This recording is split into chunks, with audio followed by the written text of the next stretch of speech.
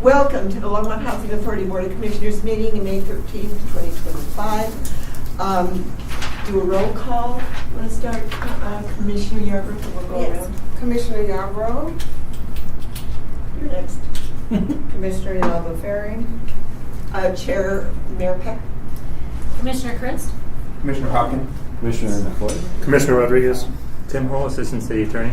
Kendra Daniels, Accounting Supervisor. Molly O'Donnell, Housing Director. Eric Morris, Executive Assistant. Harold Dominguez, Interim Executive Director. Sarah Rooney, Public Safety. So everyone's here. We need to move right along. I'll open up public invited to be heard, but as seeing no one, I will close public invited to be heard. We are now on to both old and new business resolution LHA 2025-06. Chair Peck. We skipped agenda item 2 and 3. That's where you want to Yeah. I thought you wanted to ask you ready to vote. Yeah. I'm moving this meeting right along. Crack in the whip. Now we're at agenda revisions and submissions of documents. No agenda revisions. Or no submission of documents either. See, that's why I passed it up. I just knew it was moved. So now we need to approve the April 15th, 2025 minutes. Can I? Second. It's been moved by Councilor McCoy, seconded by Councilor Christ. I'm sorry, moved by Commissioner McCoy, seconded by Commissioner Christ. Do we have any discussion of those minutes? Seeing none, I'll call for a vote. All those in favor, say aye. Aye. All those opposed? That passes unanimously. Once again, there is no public here to be heard, so we will not call, we will bypass that. Now we are at old new business. The first one is Resolution LHA 2025-06. It's to approve an engagement letter for housing development and finance legal counsel. I'll go ahead and take this item if you're good with that, Commissioners. So tonight we're bringing this forward because LHA's procurement policy requires us to get board approval if we consider a non-competitive contract. We are considering that for our ongoing legal counsel for housing development and associated finance. LHA has worked with the staff at Brian Cave Leighton Paisner, specifically Ben Doyle, and then the team that he has built for years and years. Ben split off into a new company, New Communities Law, brought together some of those key team members, and still has a good working relationship with Brian Cave Leighton Paisner that he can bring in some specialized staff if some legal questions warrant it. But the reason that we're considering this non-competitive is this personnel has a long history advising the LHA. We have in the last several development projects gone out and procured legal counsel for each one, and we kind of tested the waters. And really, in the end, it is invaluable to the LHA that we have a set of personnel that not only is responsive to our requests, but really provides options and advice and knows LHA history. And so we are recommending, rather than putting out individual procurements for development projects going forward, that we use New Communities Law as LHA's representation. And then if we ever need to, and then Tim can jump in whenever we need to on the technicalities.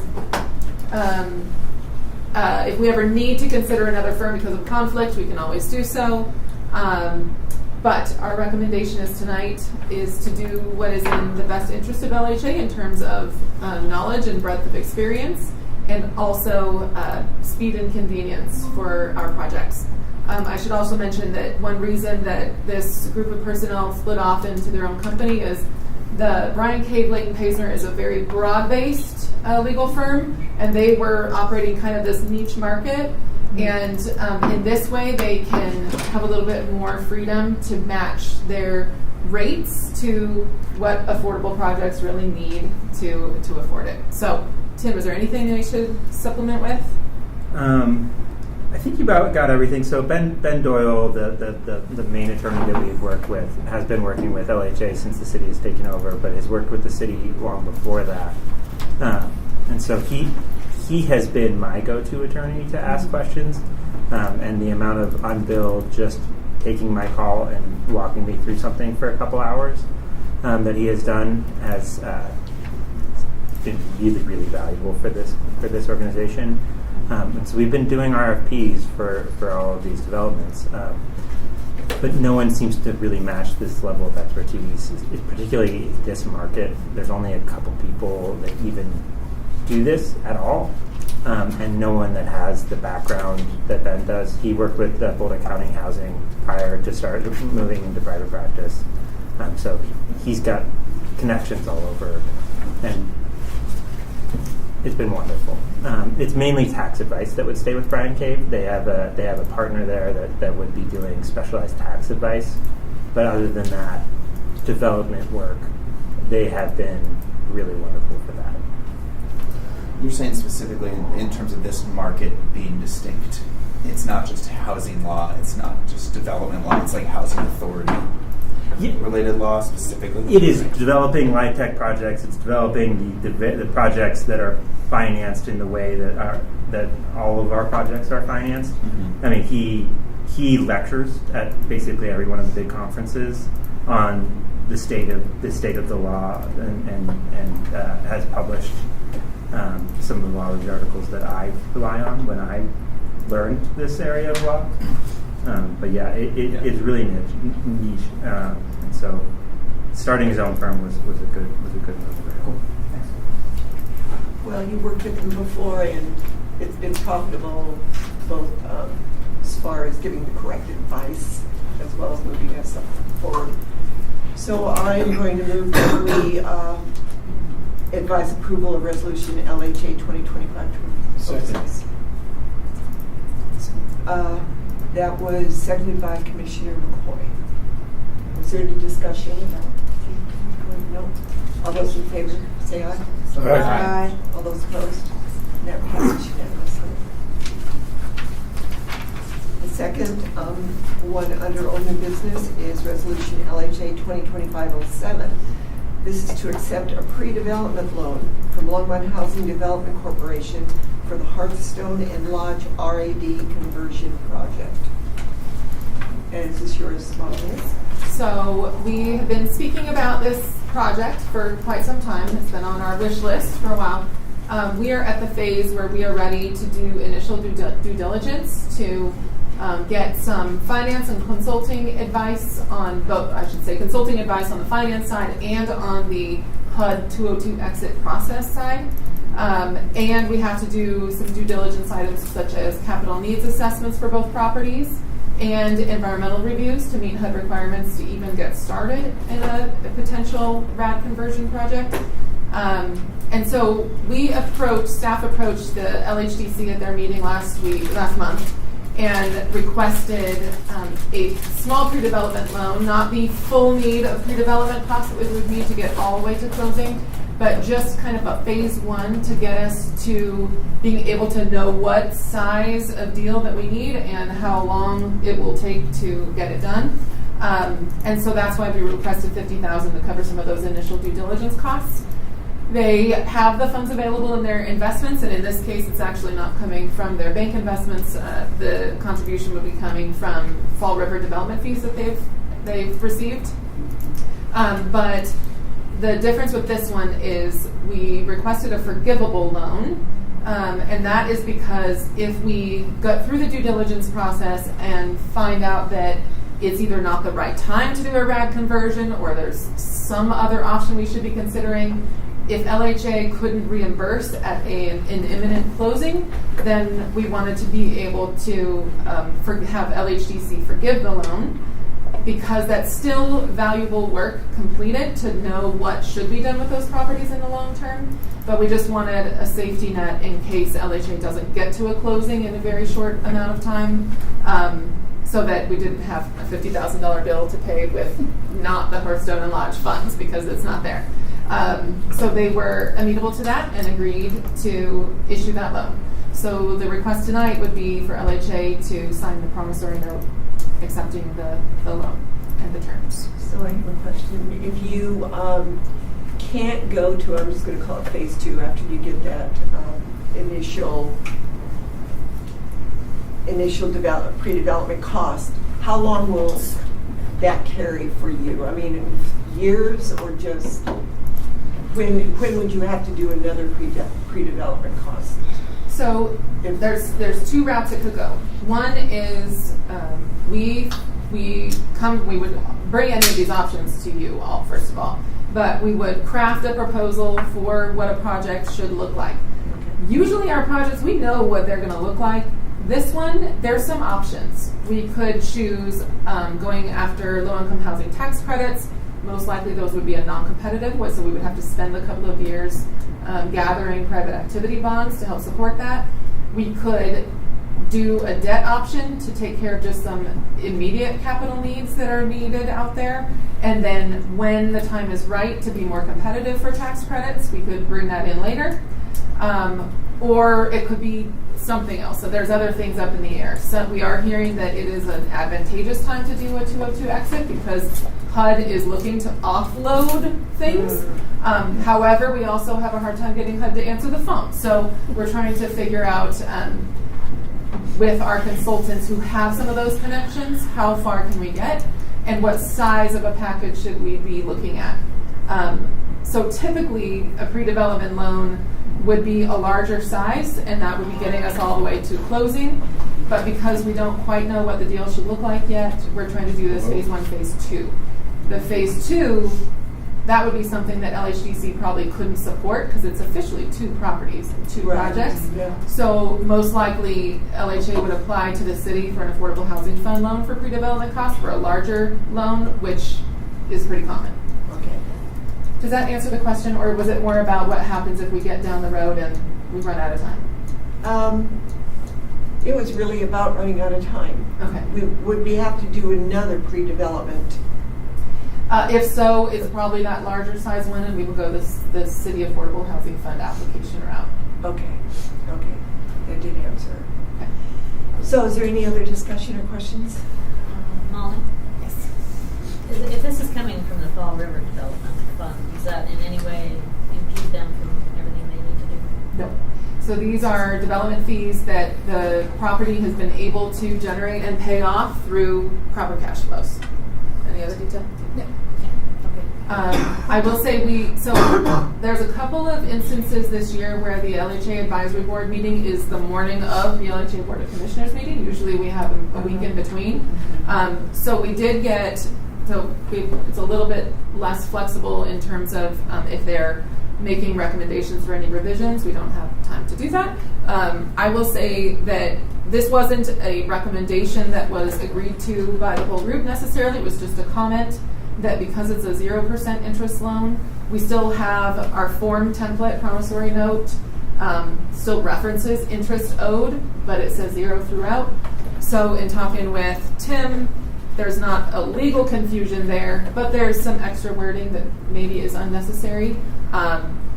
So I wanted to bring that forward for you to consider, but it doesn't change anything about it. It doesn't? No. Okay.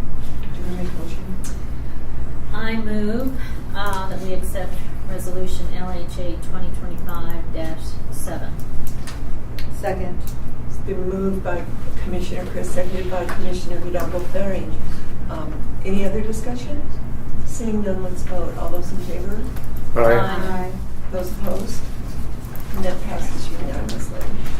So we're now on to the third resolution, which is LHA 2025-08, declaring the intent of the Commissioners of the Longmont Housing Authority, Colorado, to issue or otherwise assist and support the issuance of private activity bonds to finance the acquisition, rehabilitation, renovation, and equipping of multi-family residential housing facilities known as Parkside Mountain View Plaza, and authorizing carry forward allocation and related volume cap matters. I'm assuming this is you, Molly? First of all, I did not write that title. That comes from Bond. That comes from Bond's counsel. Wow. And it's pretty typical. All right, the world of private activity bonds. So, in your role as City Council in 2024, we had a single applicant for the city's private activity bonds, and that was for this project, for the Parkside and Mountain View Plaza. Basically, those are 130 units in 2 properties in the city that are under HAAB contracts outside of the Housing Authority, but that means they have a contract with HUD where they receive voucher assistance for those 130 units, so everyone there pays 30% of their income. Those are typically 20-year contracts. This contract expired. The owner posted the properties for sale. This Lincoln Avenue Communities is the developer. They purchased the properties and they intend to do a rehab. It's about a $10 million rehab. The entire deal, including the acquisition price and everything that goes with it, is in the $30 million range. And so back in 2024, Council agreed to issue the $6.2 million of the city's bonds to this project. They need about $21 million worth of bonds, meaning bond capacity. So awarded capacity to be able to use tax-exempt bonds to finance the rehab. So they are out there trying to gather that up. So they've got $6.2 million from the city from 2024. They applied for the city's 2025 allocation. You all will consider that as council on June 17th. And then they are applying for what's called the statewide balance. So what happens is the state allocates private activity bond capacity to local jurisdictions. If the locals don't use it or don't hand it off to a partner community, then it relinquishes to the statewide balance. So what this action is, they need the Housing Authority to apply on their behalf for the statewide balance because the Housing Authority can issue the bonds. And so this is basically supporting the project in applying for statewide balance of bond capacity, and if successful, then LHA would help carry that forward. That There's makes gonna be sense. more. I was wondering how HUD got in. LHA even Yes, got involved in right. that. Commissioner Rodriguez. I was just wondering what the administrative costs to LHA would be to administer. So that's an interesting point because there's more on the bond side that you'll be considering on the city's end, where CHAFA does charge fees to issue bonds on behalf of a project. Local housing authorities, we need to do some research on whether local housing authorities have a fee structure. We do not currently. And in another project that LHA is intending to be a special limited partner on that is also going for bonds, they would like LHA to be the issuer to try and avoid those issuance costs. Oh. So I'd say that's something if the board wants us to look into, we can. These bonds would not be actually issued until they're ready to close, which would be until 2026. And I don't think that issuing this resolution and supporting the project would lock us out from implementing a fee structure. I get that sense. Okay. There's also bond counsel, but that bond counsel is paid for by the project. Yes. And So LHA wouldn't be paying anything and wouldn't be giving up any of its own bonding capacity, but it also wouldn't be gaining anything through fees in the current setup. But it would obviously take LHA staff time. Correct? Yeah, it would. Cool. The city, it's usually when it comes to statewide balance, they need either the city or the housing authority to apply on their behalf. They can't use CHAFA. So in this case, this is about the application. Mm-hmm. This one could still use CHAFA as the bonding issuer, the bond issuer. The reason that they need the housing authority to support them in the application is last year, the city did support them in the application last year. This year, there's a lot of changes happening at the state around private activity bonds. They're making it, for example, the Atwood Commons project down the street, they were not successful in their tax credit award here in November because they didn't show an effort to go out and get their own private activity bonds. So I think that at the state they're trying to edge out competitiveness and kind of have certain projects that have demonstrated more effort rise to the top. That's my suspicion. So in this case, they did not allow any issuing entity, meaning a city or a housing authority, to apply for the statewide balance unless you had already issued your 2025 allocation of PABs, which we just got in February. I don't know anybody out there that's going to turn around an issuance, not just the allocation, actually putting them out. So I don't, that's kind of crazy making to me, but they put that requirement on there, which means the city is not eligible to apply on the project's behalf. It would have to be the housing authority. I mean, the state's done things like this in the past. So when we had the flood recovery funds, they made a rule at CHAFA that you couldn't apply for a tax credit project unless you had, what was it, DR, disaster recovery funds. I actually didn't know that. That's wild. And so they do that occasionally as they're trying to leverage funds, and so. Interesting. So do we have any other questions on this resolution? Well, Molly, how urgent is this? Can we get more information before we vote on this? Unfortunately, the statewide balance application is June 2nd. We had to hustle to put this on tonight's agenda because I was hoping to not rush it either. It was possible because the bond council does the heavy lift, but they would need this approval or denial tonight. I move that we approve the resolution LHA 2025-8. Second. It's been moved by Commissioner McCoy, seconded by Commissioner Rodriguez to move LHA 2025-08. All those in favor? Aye. Aye. All those opposed? So it passes 6-1 with Commissioner Christ opposing. Now we're at interim executive director report. So we're going to development, I think. So we've talked about Hearthstone and Lodge a little bit.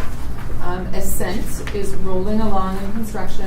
Everything is running smoothly and on time. We think actually that construction could really feasibly be done in December instead of January. That's fast. Yes.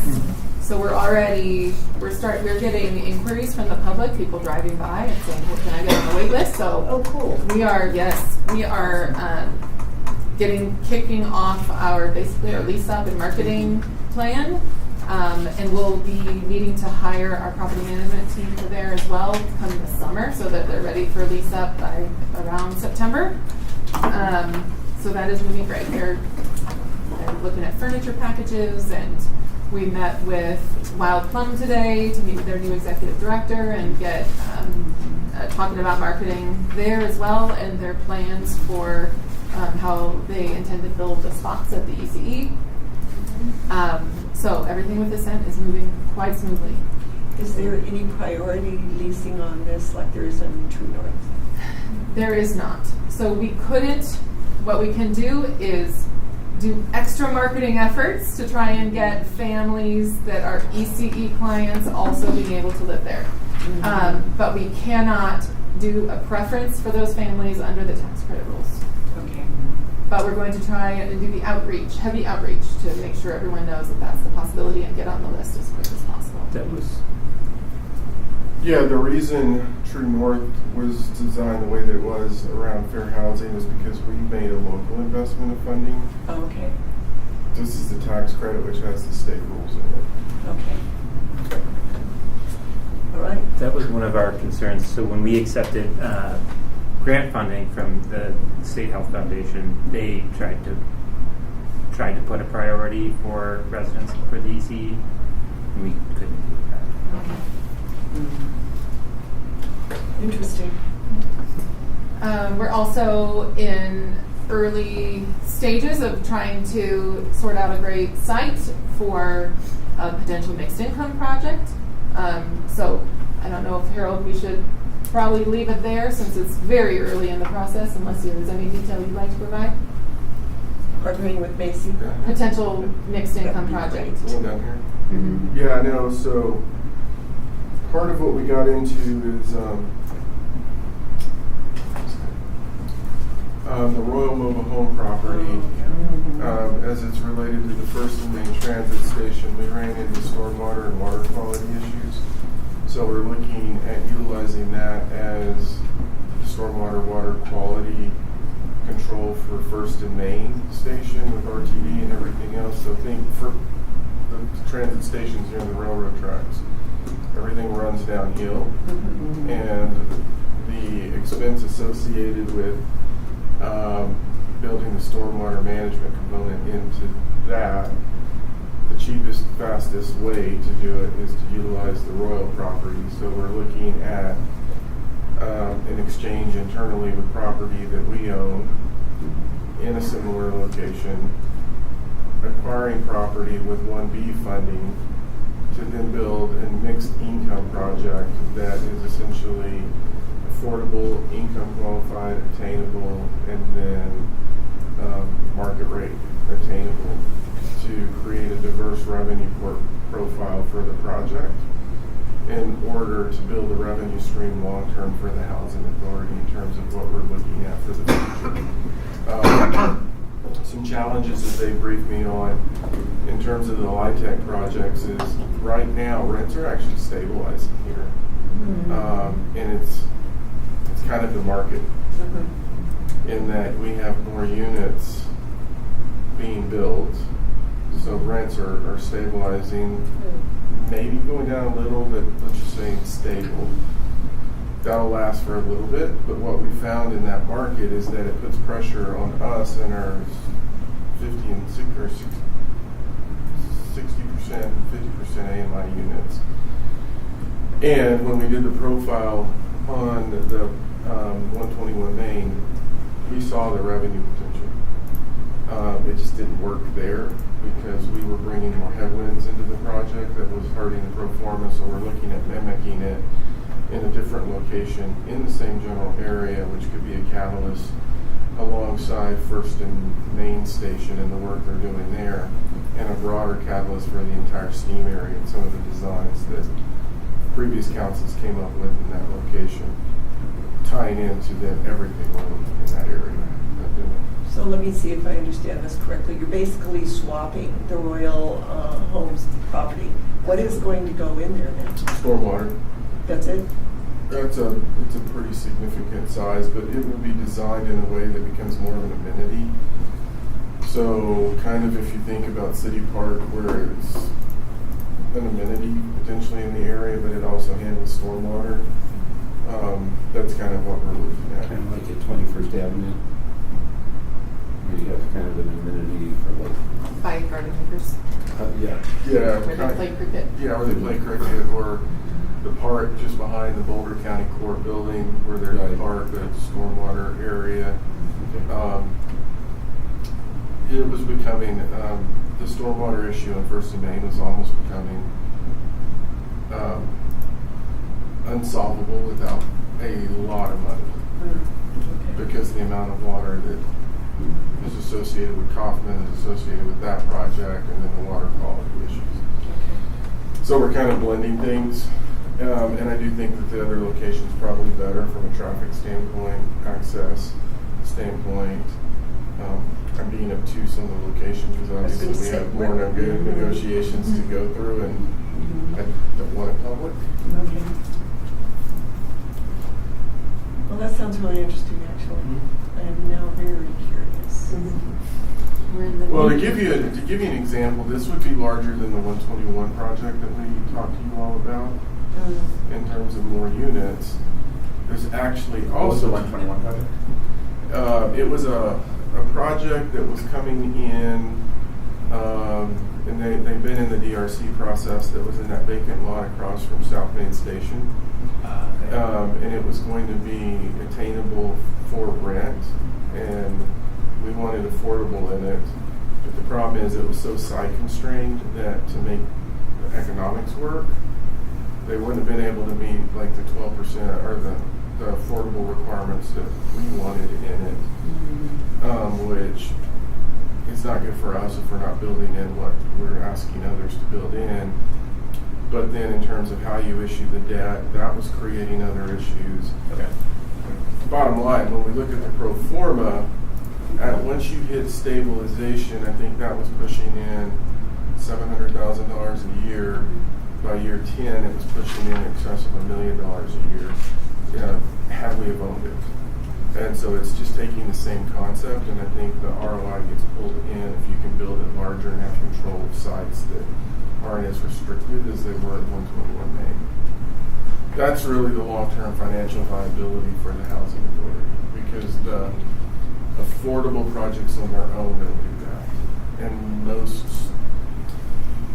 housing authorities that are successful financially, Boulder Housing Partners is one that does have this kind of mix that's not just purely affordable. And often when you add in higher AMI units, that helps you get more lower AMI units because you're offsetting that cost. So there's like a potential for co-benefits there. It's kind of like True North. It's true. I mean, in True North almost hit it. They just didn't have market rate, but it's stepping into true inclusionary housing where basically all economic demographics are represented in a facility versus it just being low-income housing. So, more updates? That's all I have. That's all you have. Okay. Operations update? Sure. So I'm covering tonight for Lauren and Quincy. So on our occupancy report that's in your packet, we're hovering at about 95% occupancy right now, which is lower than where we want to be, but it's still considered reasonable for the market. Really what's happening is this is an interesting problem for us that we haven't had in the past. We don't have any down units. I saw that. I know. But we have a fair number of rentable units that are ready to rock, but trying to find tenants. So there's a couple things. First, we're making sure that our unit turns process is tight, which it is right now. Our maintenance team is really on it. But also, we just happen to have a fair amount of deaths at our senior properties in the past couple months. And we also have had some reports that some people are moving out because the rent increases are a challenge for them, even though they're within CHAFA max, or not even max. Most of our properties are not at max rents, but they're within the CHAFA limits. But really, kind of what Harold alluded to, something we're starting to dig into on the data is because we use Boulder County, CHAFA uses Boulder County average rents in their limits. Longmont's rents are on average lower than Boulder County's rents and certainly City of Boulder's rents. So we're trying to see if using CHAFA limits is a good fit for Longmont, or should we be looking at some sort of policy around rent concessions, or what do we do to get our rents filled, but also not do too many concessions where the properties are in a bad financial spot in the long run, which is a problem that LHA had done in the past. So that's where we're at. Yeah, part of it is outside of, like we partnered on Crispin too. Right. And so they did the income averaging 80%, generating the 30% AMI units, but they underwrote it at 60%. So what they did is they gave themselves flexibility in that if they needed to pull back on the rents. I think Penrose did something similar at Ascent. Conservative underwriting. The underwriting on many of our projects was set when they built them. And I think, prior to the resyndication in Village on Main, that was one of our problem properties with the way it was underwritten, correct, Kendra? The way Village on Main was originally underwritten and where they were charging the rents. So the underwriting on these other projects is incredibly important to how much latitude you actually have and what you can move the rents. But then at a certain point, zero is not good.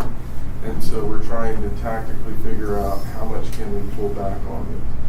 And it is the point of it's the 15-60% AMI units. 30% will fill instantaneously. Killing us right now, and that's really just what we're seeing. I think that's a product of just the broader economy and all of the financial pressures that people are absorbing right now. That's making it harder. Do you know where the people are going that are leaving because of the rents? Hopefully, they're not becoming part of our homeless population.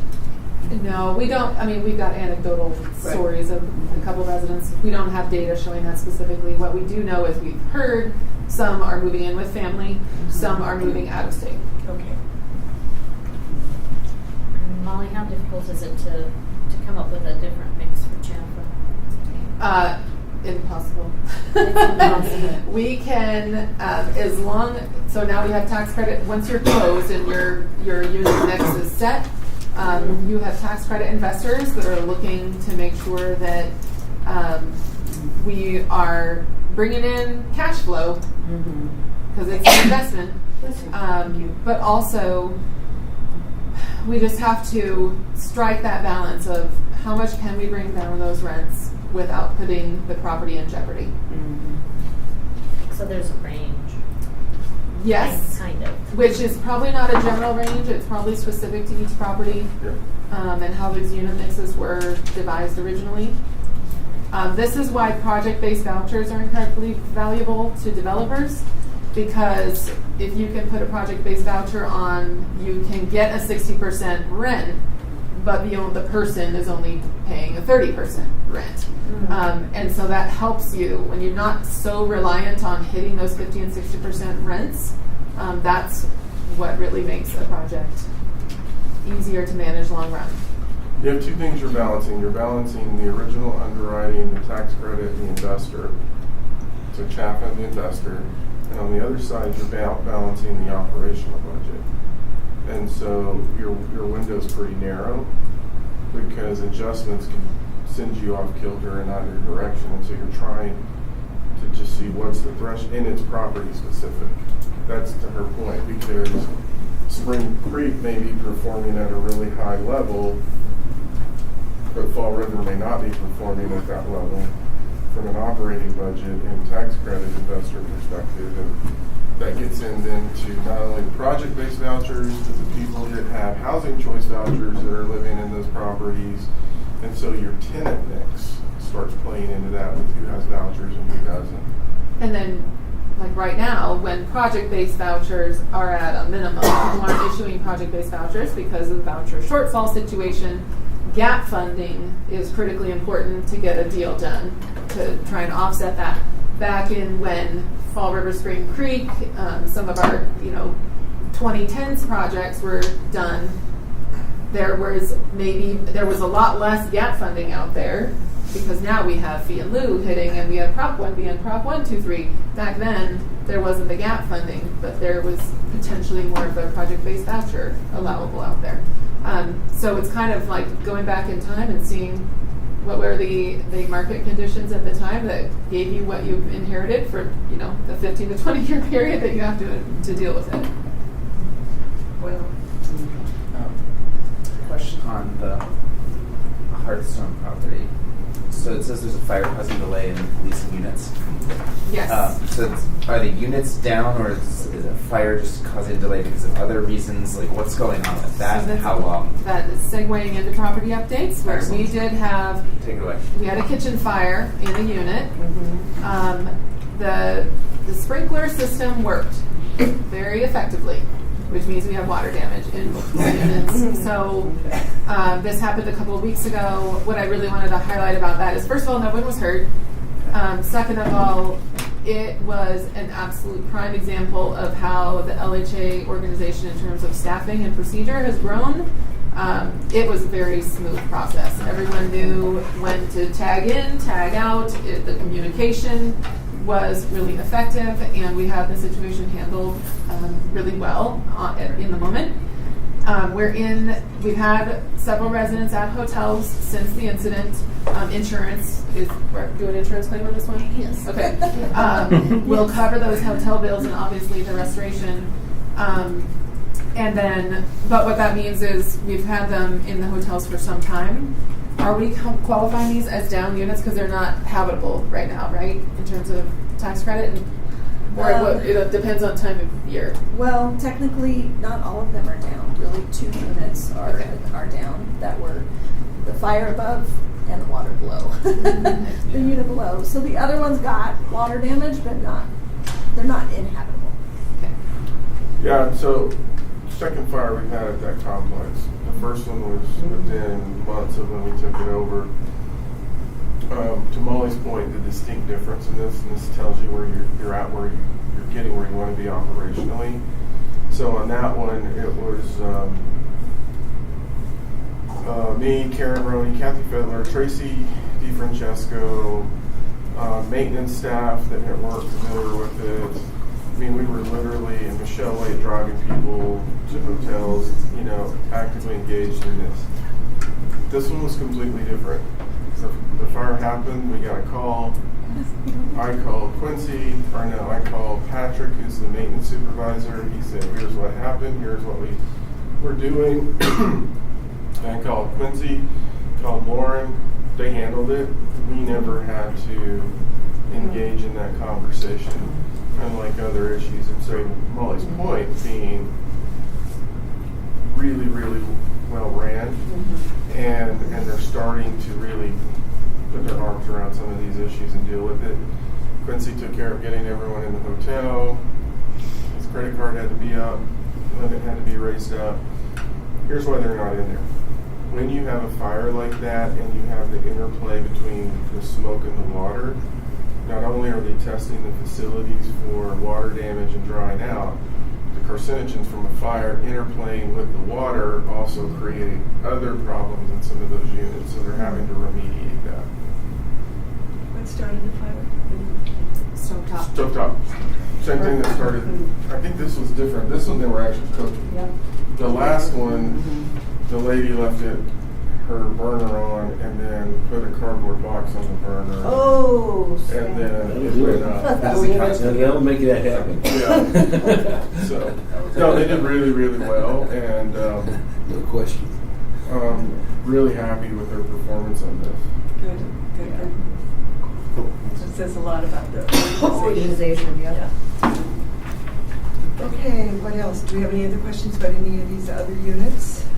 The occupancy reports, actually, what are we looking at? Property updates. I can do a couple of verbal property updates That would and be then great. jump into Kendra's accounting side. Okay. We've hired 2 new assistant community managers. One will be for Suites and Zinnia, and one will be for Fall River Spring Creek. We are still looking for one more community manager role. We've got Village on Main has a vacancy. We're also looking at potential employee. Maybe some employees are interested in moving around a bit, so we're considering that right now. Kendra got a new accountant, which also is showing our growth as we scale up. We get we can afford to scale up our administrative side as well. Yep. You look really happy. We're all happy. Good. It's happy to get through that. Well, we're still going through the HR process, so we're not quite there yet, but yeah. Selected, she's excited to start. In fact, she keeps texting me, where are we at? I did my stuff. When is she starting? Well, we don't know yet until they pass the HR. Okay. the pre-employment screening, so yeah, we're still waiting for that. But hopefully by the end of the day. Village on Main is, we'd say, back up to its old standard operations. We've gone through construction, gotten used to everything, all the new stuff, and we're back to planning programming there. We've had Ascent Hospice and Good Day Pharmacy come and do presentations.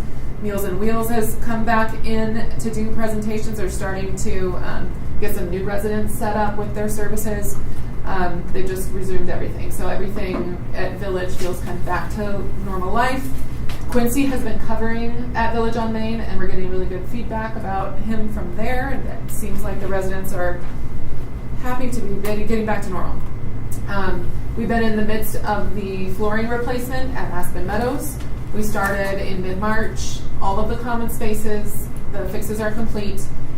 Tomorrow will be the last day on the 3rd floor in the occupied units. We start on Thursday on the 2nd floor in occupied units. I'd say that we have a fair amount of concern from residents leading into it, but we haven't heard any negative feedback once they're in the midst of it or afterwards, which is really good. And I always expect concern to come at front. There's a couple residents that we have supported by either getting a hotel or having home care services come and help them pack up their loose belongings, because we know they are not maybe physically able to do so. So there's a couple of that we're supporting all the way through. Right now, they're doing 1 unit at a time, which would take us through the end of July. Getting it day by day, but the crews now have gotten a rhythm where they are ready to start doubling up units, and so we're waiting for that updated schedule, but hopefully that accelerates the process and we can just get it done. And I'd say that, our HCV, our voucher program, had a perfect audit, so that is kudos to that team. Yes. I will let Kendra update on audit stuff when she comes in with hers.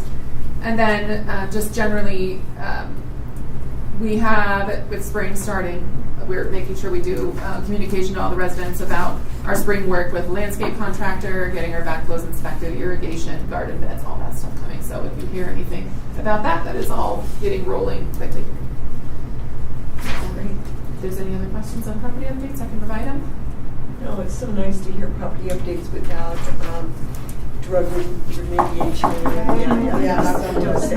Don't say that word, sorry. But Well, I mean, the reality is we're not dealing with it, but as the property managers, we are dealing with it at Zinnia. At Zinnia.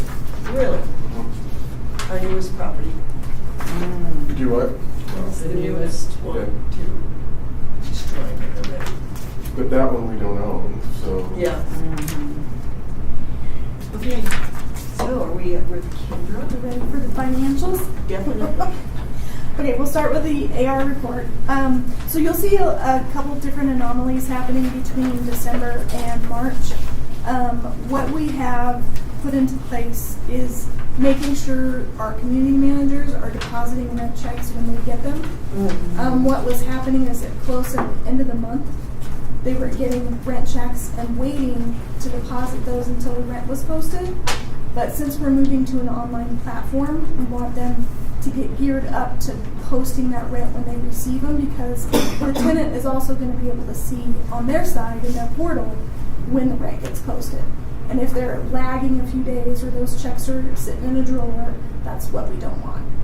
It'll go into prepaid when they post the rent, it'll apply it, and it'll be done. There's no caveat. So you can see a difference in prepaid from $9,000 to $19,000. So some of that is a bunch of prepaid at the very end of the month.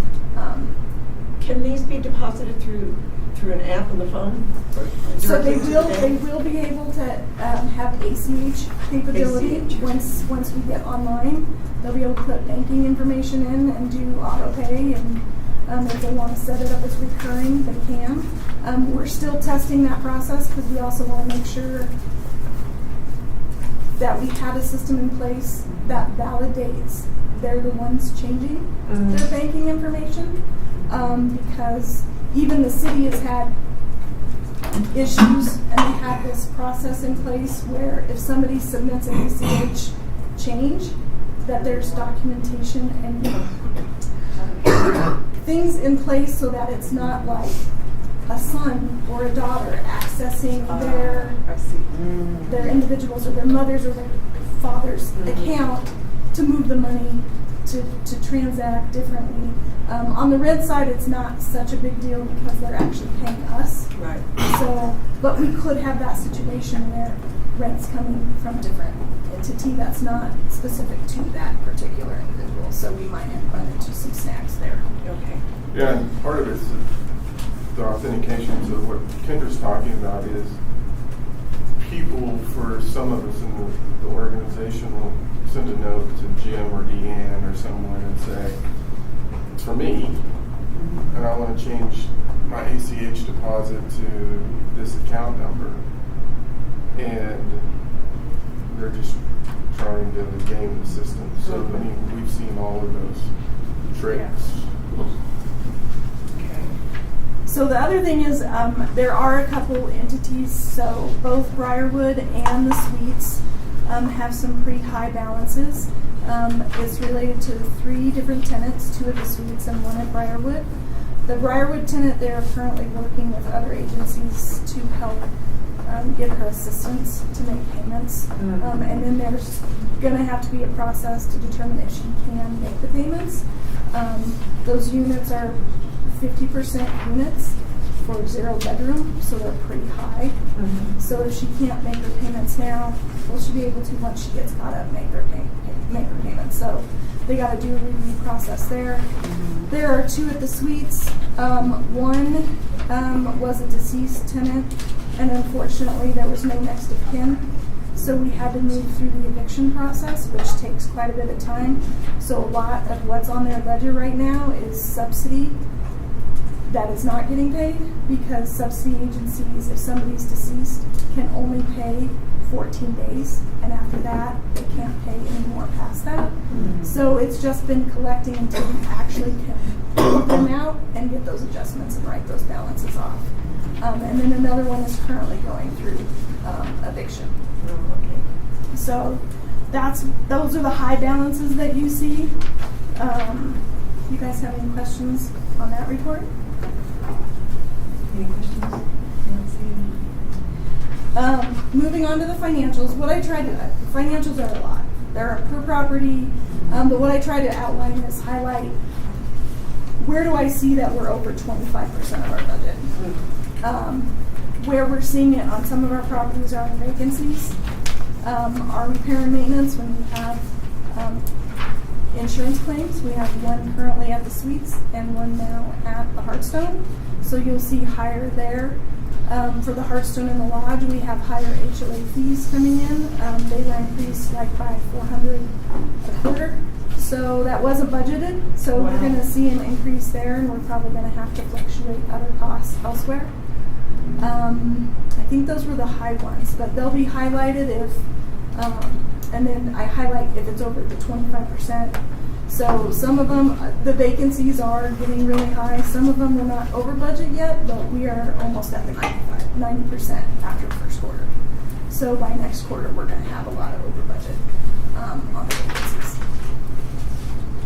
So you're probably asking why HOA fees. When the lodge in Hearthstone was built, the same with the property where it's since being built now, there was a development agreement, again, that was probably 20 years ago, where they got the property in both locations, but whatever that development agreement was, they entered into an arrangement with the HOA, commercial HOA for stormwater and some of the other things. So that's just something that's been in place for those 3 properties. So each tenant pays an HOA fee, or is it We pay the HOA fee for that. On behalf of residents, or like we just have? It's the property. It's a commercial It's a commercial HOA, so it's really the property that pays the HOA fee. So Walgreens, the area where Starbucks and Jimmy John's is located, the area where 17th and over. 17th. So all of the commercial I didn't realize we could have an Liquor HOA store. structured like that. I didn't know that either. That's nice. So I'm a little bit confused. LHA pays the HOA fee for those commercial properties. No, Hearthstone and Our Lodge. Just Hearthstone and Lodge, Lodge, and okay. in a cent, will pay their HO fee for Okay. their property. Okay. So yeah. It's primarily, there's private street maintenance there, there's stormwater maintenance. Those are the main ones that we go up off the top. The increase in the HOA fees. So that's not something we have control over. That's separate. We do hold seats on the voting. We are voting members of the HOA. They The hold Longmont one. Housing Authority is a voting member on Yes. commercial HOA. Yes. Okay. So they get trying to understand. They hold one meeting a year, basically to go over budget. And it's usually in November or December of each year. So we've got some homework to do now that we have this bill, and to go back and compare it. What is this? What do they do? Doesn't the city do all that work? There are some public They do the streets work. and some private streets in that whole Okay. area. Very confusing. So if you think about it, this got into a development challenge. So the road behind Walgreens that connects it, that's a private road. Really? Yes, it's Okay. not a Is public that road. Cook? Is that No, Cook? That little cut Cook is through. a city street. It's the one that basically lies there, like you're saying, between Cool. where Ascent is and Wolverine. Where the Ascent driveway will. Oh, okay, yeah. Which is going to be interesting. Yeah, I mean, it created some interesting development issues, the stormwater retention pond. I think the irrigation is included in that as well, one of the common areas in the development. I mean, we would never do a deal like that now, No. but it is. Now we have to dig in why they raised the rate if they didn't have it in ordinance. Yeah. Oddly enough is what created the chaos in my HOA. Oh. Was the same thing, raising the HOA fees and how they were looking at cost structures and things like that. They probably don't really like you, and then HOA coming in and figuring out. I don't get involved. Say, I don't get involved. It's just they Desire for more made dominance? everybody else mad because of the fee structure. That is a private decision. That is not city business. Yeah. Yeah. It just But it's- happens to be city business because we're literally running Yeah. properties here. Yes. It ends up being city business no matter what. Yeah. Does anybody have any questions on the financials? No, you do a very good job. So we'll move on to the voucher side of things. So to kind of give you a heads up, we are on our third HUD rep. We had one at the very beginning of the year. In like a month. Yeah. Is this because of federal? Yeah. So we got assigned Jessica Bourne, and she was amazing. She gave us a lot of really good guidance. I think that's the first time I've ever actually had a HUD rep that got on the phone with us, went over everything, was very detailed, knew her stuff. We don't have her anymore. A week then later, she's gone. We got switched to somebody else, and within a week after that, we got a notification that said, "I'm your new rep, and I'm in St. Louis." Oh, no. So we don't even have a local rep anymore. We also have other reps on the shortfall side, and our rep there just canceled our meeting and said we have a new rep, but we haven't heard from that rep or set up a meeting.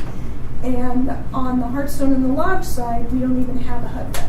That HUD rep left, and now anything that we send goes to the main Denver email right now. So we haven't been assigned a rep for them. So that's kind of where we stand HUD-wise, rep-wise, and how communication is struggling So at the moment. I will say, I'm trying to see the bright side. I am so grateful that we had the guidance that we got at that point in time, because the silence for much longer, we would be more nervous. Like, we don't know what is going on. I'm so glad that we got the comfort that we got at the time we got it, so that it can at least carry us through, and we know what to look for now in the absence of guidance elsewhere. So what they kind of did is they gave us guidance. So technically, how they budget is not at the end of December we had $615,000 was our amount of vouchers that was going out the door. We assumed they took December, multiplied that times 12, that becomes your budget, but that's not the case. The way they develop the budget is based on your prior year expenditures. That's from January to December. So it doesn't count for the increases that you've incurred throughout the entire year, just the bottom line. So that's what you'll see on this report. Our ending balance for 2024 was $6.9 million. Divide that by 12, you have $577,000. Then what I tried to give you is a layout. If we hit 577 every month, we'd be great. But as you can see, the amount spent, we're in the 650. We're in the 600 range. So we started out at 614. We're now down to 609. So we are trickling down, which is a good sign. But they're also tracking our vouchers. So if we say we're not leasing up, we have to show that we're not leasing up. So I'm also giving you that kind of visual of what our voucher count is, what PBVs we still have to lease up, and if there's any issued vouchers that are currently ours, but they're porting out somewhere else. Possibly due to higher rents. But if those agencies can absorb, then we'll lose those vouchers, lower our budget, and lower our expenditures. But if that other agency is just like us in shortfall and it isn't able to absorb, then we keep those vouchers and we pay.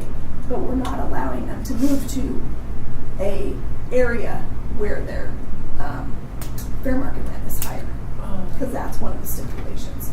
You can move, you can port out, but you have to port out at or below our fair market. So that's kind of where we stand there.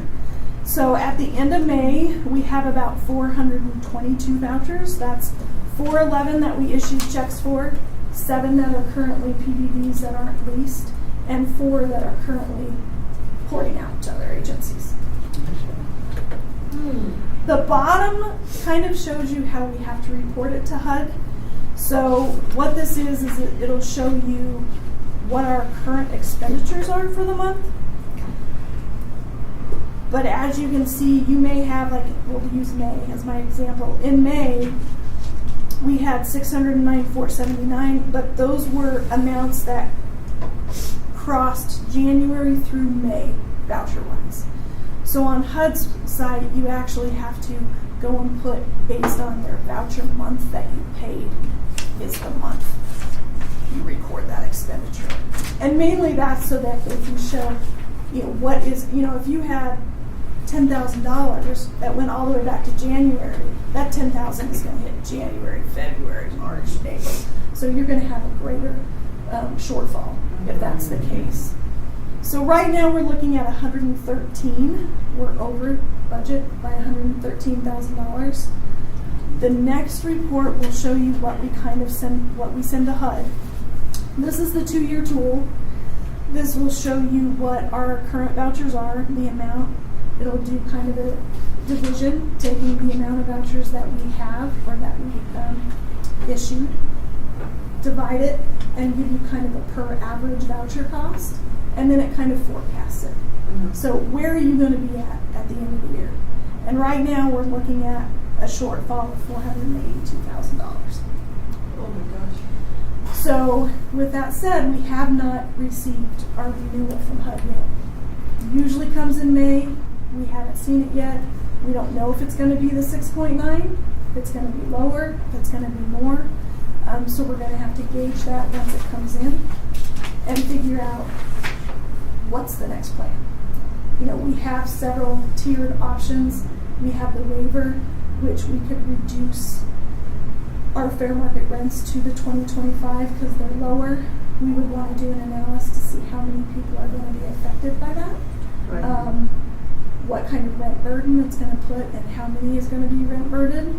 I can tell you it will definitely change our properties that have PPDs because they're currently at the 2024 standard.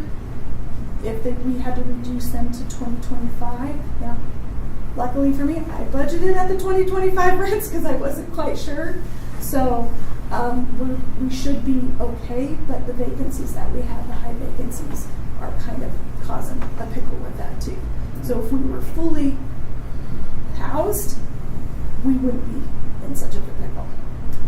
But because of the vacancies and that we're about to go over budget on the annual basis on our vacancies, lowering those rents could affect our bottom line. And just to note that 400 and some thousand that were projected in shortfall, that's approximately 1 month worth of our voucher program, a little bit less, right? And that is consistent with what HUD is seeing across the Front Range. Most are in the 1 to 2 month range, so we're actually a little bit on the low end. Yeah. So as long as, and what's good is like last year we could see the difference because the fair market rents increased quite a bit. You could really see a change from month to month, and you don't see a drastic change of increasing. We're seeing kind of a downfall.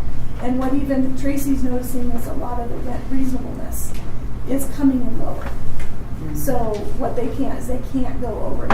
If a landlord requests a rent increase and it's above the comparisons, they can't accept it.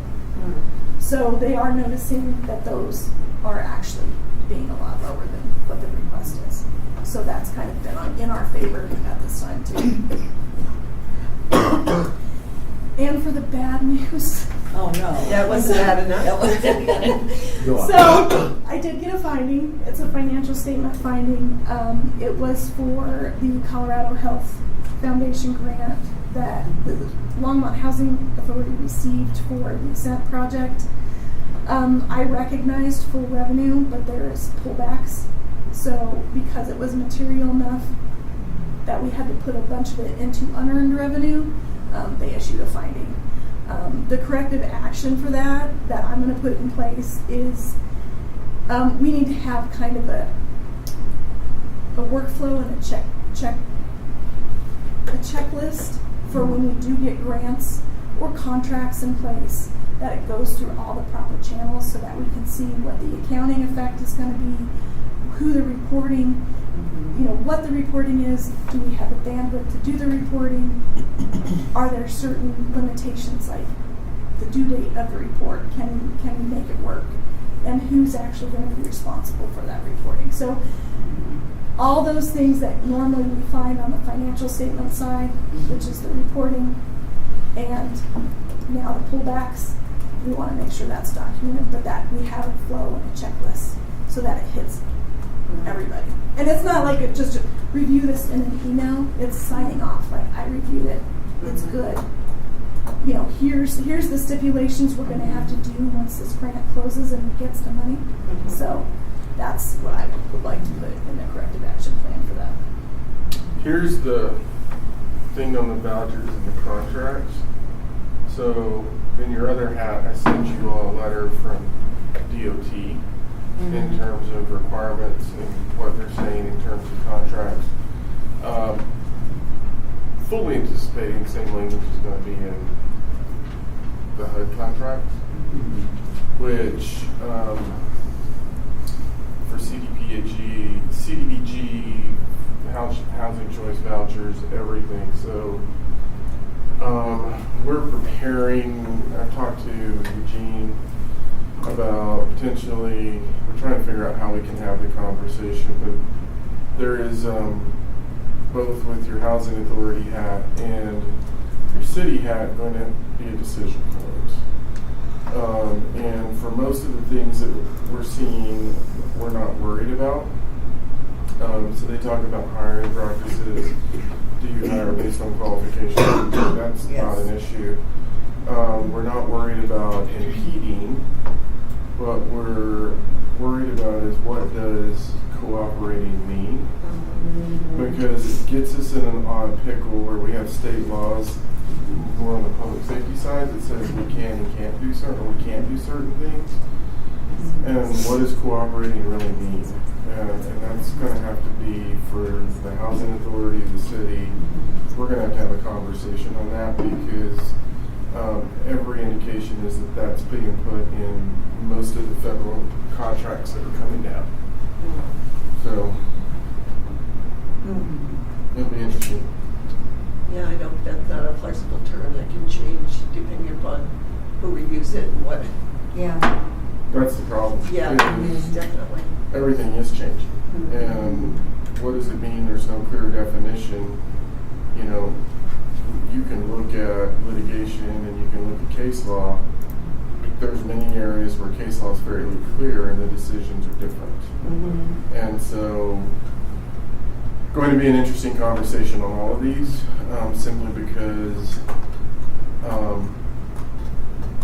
in housing it's pretty easy, right? Are you going to jeopardize housing for 420 people?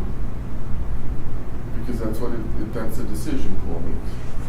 On the other side is, what do you do on transportation grants? And what does that look like? And how much is enough money? And these types of issues, because it's going to be a weird balance in how we approach this, what responsibility we're putting on individuals. Is there personal responsibility on individuals? The challenge is we haven't seen the grants on any of these to understand exactly what the language is. So I don't want to create chicken little skies falling. I just want to know there may be a point where there's going to be some decisions. Have you ever leveraged the HUD Section 108 program as a housing authority or a city? The city has done something like that in the past, and we've looked at it as an option for certain economic development projects lately. The challenge with us is our allocation is not that large, and so the bang for There's the not a ton buck. to borrow from. Yeah, there's Yeah, you a can't. lot of regulatory hoops for not that much borrowing capacity. So Longmont's not at the size of the city where it would really make that particularly lucrative. At least not the examples that we've run Right. into. So far. Yeah, I'm just wondering, like, if there's a shortfall somewhere, or if there's like it allows us to shift. Basically, what it does is you take the CDBG allocation that HUD gives and allows you to borrow, basically finance based on that, to get like 5x the. Yes, amount. and basically then the CDBG, your future allocations of CDBG funds, if the loan goes into default, that is guaranteed to pay back.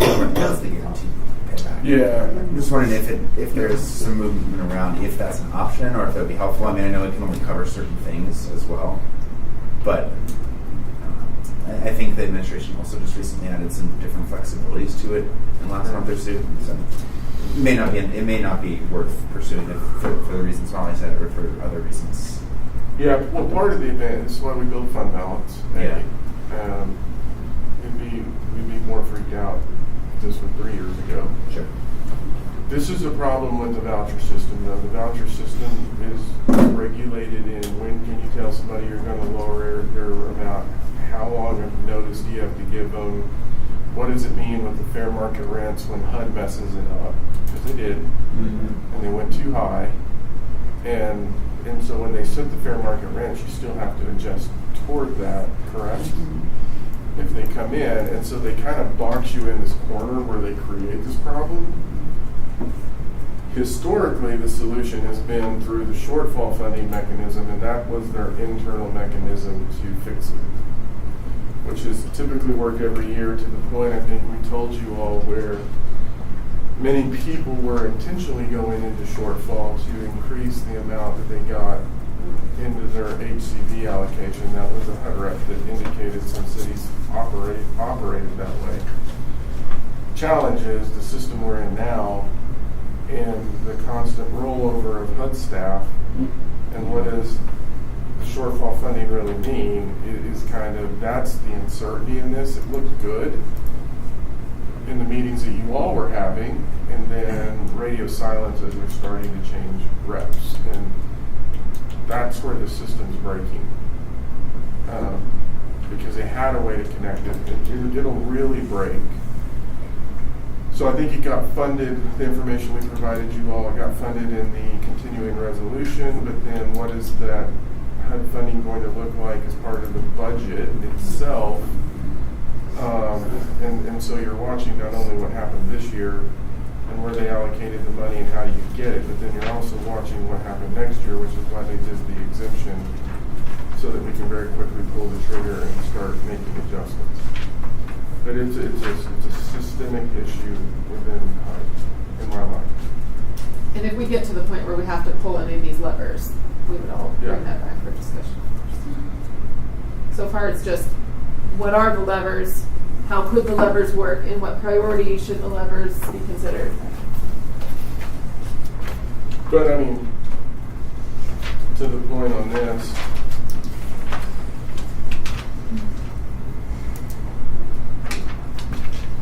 if we don't have clarity in June, we're going to be pulling levers. We can't wait much longer to start pulling levers. Like 1st of June or end of June? Get through June. What? Get through June to see what the June numbers look like. Part of the problem with this shortfall is that anything you do takes time to actually affect the shortfall. You can't just wait until the shortfall hits at the end of the year and say, okay, now we're going to kick off. Everyone? Yeah. Basically, the information that we had to send to HUD, which is one of the questions, is if you had to today, how many people would you have to kick off the program? And we would have had to kick off 55 people. Households.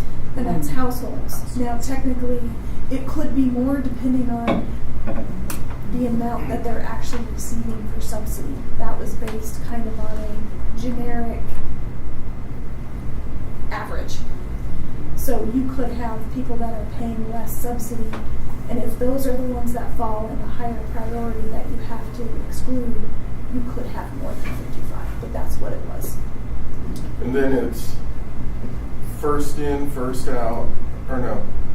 The Yeah. oldest on the program, but there's exemptions to elderly, individuals with family, PDDs are also exempt. Disabled. And disabled. So it would be basically adults, single adults. They've that been on the haven't program hit- for a long yeah. time. This is quite prescribed, like who goes first if you get to that point. What a horrible position. Yeah. So self-induced. Yeah, so I mean, it's a. Is this a decision that other housing authorities around, not just the state but the country, are facing in real time right now? Yeah. Like, I think that's why I think that's where there's a fight shaping up in Congress, and that's where you're seeing splits occur right now, and why I think we think the budget's going to be so hard, because this isn't a red or blue thing, and where you're seeing the fights occur is in toss-up areas and moderate areas. Because to Molly's point, this is not just us. This is every housing authority dealing with this. So what that would really mean for a household if they lost their voucher is they could stay where they are. Their rent landlord would most likely maintain a rent level, we would think. That means the household has to come up with the difference. If they cannot, then they probably are moving out, and it could impact homelessness if they cannot find a place that is affordable for them. That's Because the trickle down worst case scenario. The only place that was affordable to begin with were the voucher programs. So if the voucher programs aren't working, Yeah, I mean, the ripple effect's pretty significant, Yes, because it's then you're very talking about workforce, and it's workforce that's primarily, I think, when the people that we have in our voucher program is service industry Yes. and things like that. So you can start seeing the ripple effect potentially coming into play, even including landlords.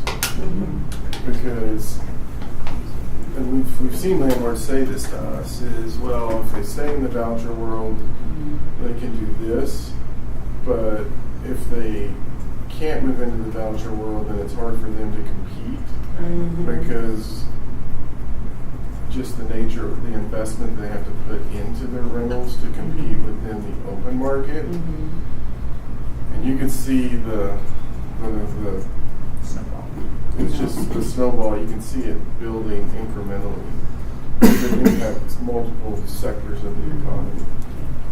just go back to when there was no HUD program and look at the housing and the housing choices. They're pretty bad.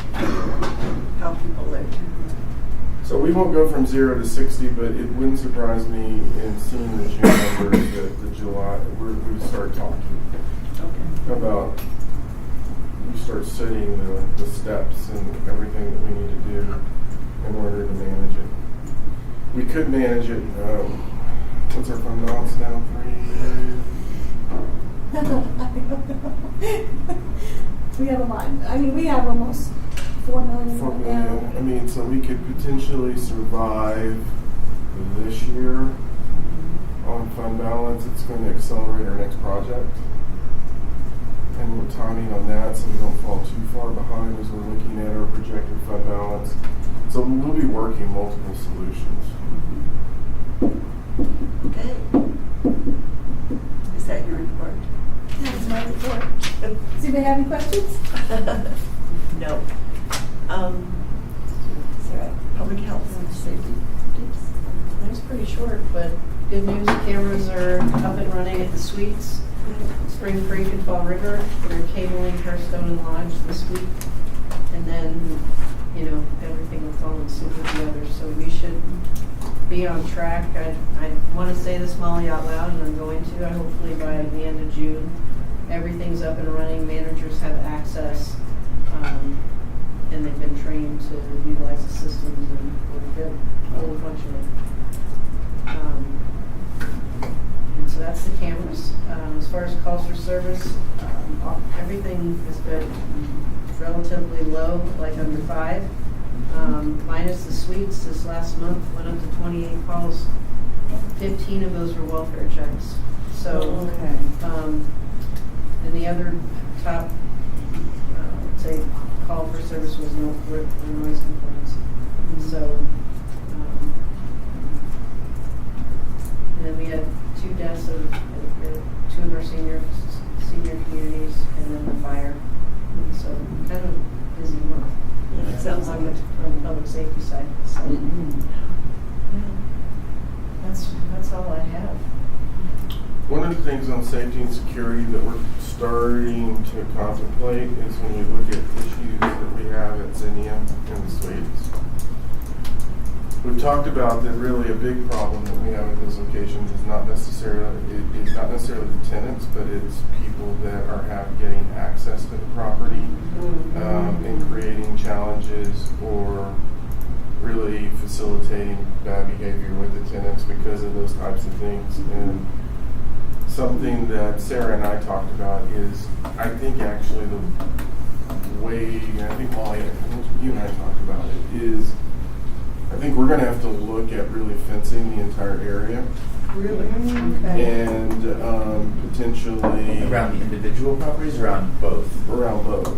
So taking the fencing that is on the backside around Zinnia and then just kind of looking at the entire property and maybe creating where we have security there, actually moving them to the entry point and some kind of gate system checking in, because it's the outside influences are becoming Very a challenge.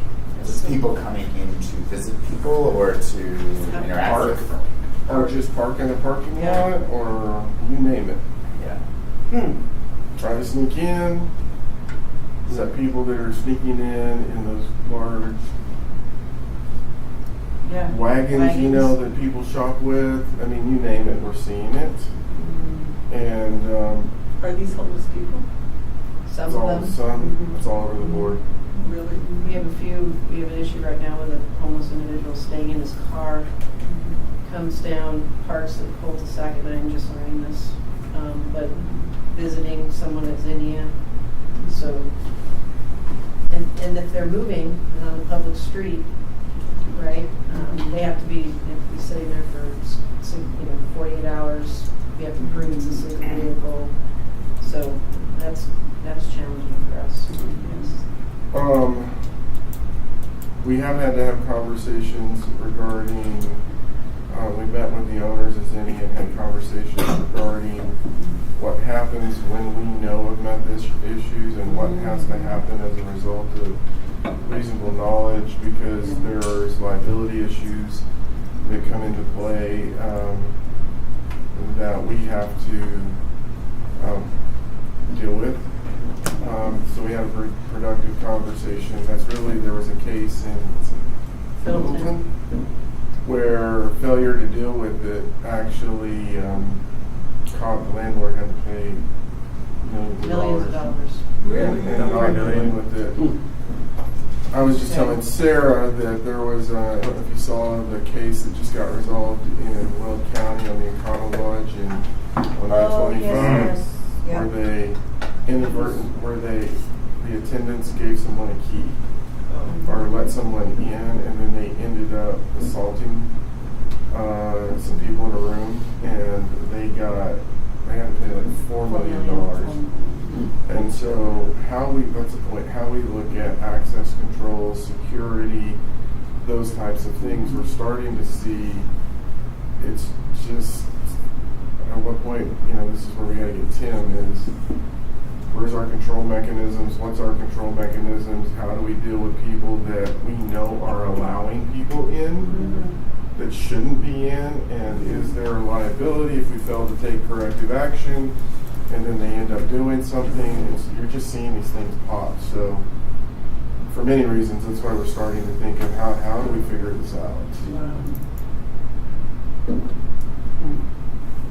So with Zinnia, because we don't own the building, because it's not our, how are you gonna get that fenced? Is it, They've already built some of the fencing, and so Okay. we had the conversation with them about adding fencing and doing some of the other things associated with that property, so it'll be and you'll include the suites in that? as yeah, well? it'll be going down probably by the Dry Creek, because we're building a sidewalk, or we're supposed to be building a trail, but that's part of the problem that Yes. we're also seeing at the trail underneath Hofer. And yeah, it's an interesting situation. So I think that's security stuff we've Yeah. been talking about. So we'll go in the fence, and then is there like a gated access that's going to come out of that? Yeah. Manned or unmanned? We have 24 hours security there. So we would just move in and out of the building, and now that we have the cameras, they can watch the cameras from anywhere. Right. Okay. That makes sense. Well, very uplifting. There's a lot of good news. And I know, there really is, and it just makes me a bit sad that the organization has worked so hard, and now there are these other things being thrown in out of your control that I think, really, now that we're good. So anyway, well, no more discussion. Can I have a motion to end the LHAAB? Second. Should moved and seconded to adjourn. All those in favor say aye. Aye.